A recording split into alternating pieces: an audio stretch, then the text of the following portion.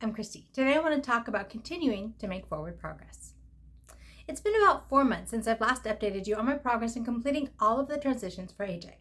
I figured it was time for an update. Fortunately, we continue to receive SSI, but we've already had our first call to confirm that we've followed all the rules all the time and been called out for going over the $2,000 asset limit. They're now saying we need to repay for 1 month. I'm still debating if I want to fight it or not. Here's the thing. They put in writing, and I was specifically told that they give you 9 months to use any lump sum back payments that they give you. And yet, a mere 2 months later, they're saying we're over the limit and need to repay the whole month's payment. I need to figure that one out this week and figure out what to do.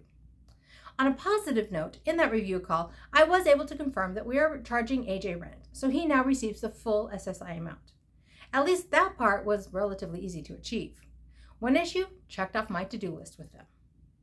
It's just so irritating, frustrating, and definitely not helping me get over my paranoia and paralysis around anything pertaining to SSI.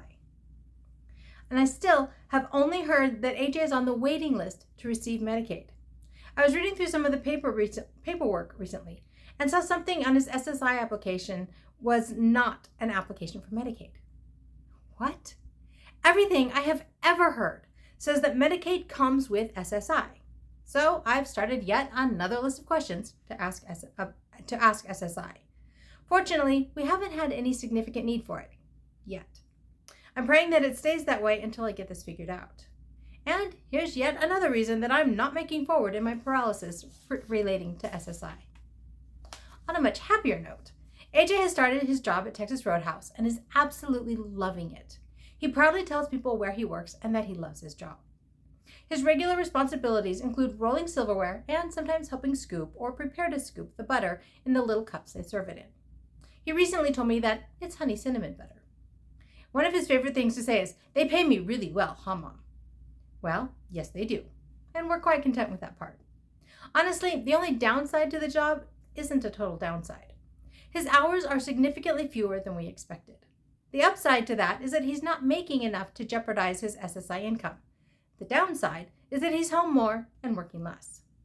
But he's happy. Happy to have days to go to work, and probably even happier to have numerous days a week off. He regularly talks about having so many days off until he works again. As I mentioned at the end of the last series, I opened an AJs account for AJ.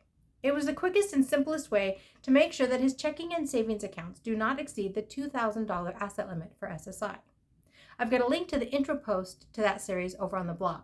You can find that at www.havenofhopeforme.com. This originally posted in September of 2022. I need to transfer some more money into that account since this month's SSI payment put us over the limit once again, especially since I don't want to have to repay this month's SSI payment. And as frustrated as I am with all of this, part of me just throws my hands up in the air and laughs. It's that or cry and totally shut down. Yeah, that's not an option. So, laughing it is. I also want to see if I can set up an automatic transfer whenever his accounts exceed a certain amount. I'll have to look into that part. It's nice to know that we have an easy way to make sure that we no longer exceed the asset limit for his SSI money. I haven't heard anything new about his housing. I need to reach out to his caseworker again and see if she has any updates for us, as well as any kind of time frame for this waiting period. The last time I asked in passing, I got kind of a non-answer. I think this is another example of COVID messing things up and things still not running smoothly.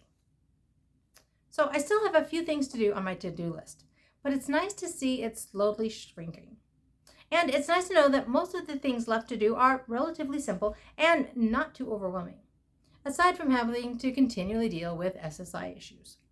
So with that, I'll end this update. Hopefully, I'll be able to complete the rest of the to-do list and work out all the SSI issues in the next few months, and then life will be smooth sailing. Yeah, right. Life is ever that easy? But I am glad to continue to make progress in these important areas for AJ's continued desire for independence. We're slowly making progress in getting him to be as independent as he can possibly be.